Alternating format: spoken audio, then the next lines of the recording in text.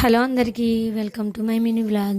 ఏంటక్క మినీ వ్లాగ్లు ఎక్కువైపోయాయి, వంట వీడియోలు తక్కువైపోయాయి అనుకుంటున్నారా? ఏం చేస్తామండి, పరిస్థితులు అలా అయిపోయాయి.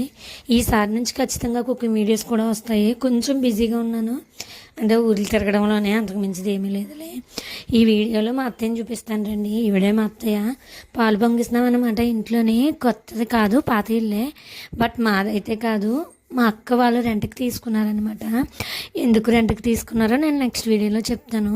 సో ఫస్ట్ దేనికైనా ఫస్ట్ పాలు పొంగించడం మ్యాండేటరీ కాబట్టి పాలు అయితే పొంగించేసాము.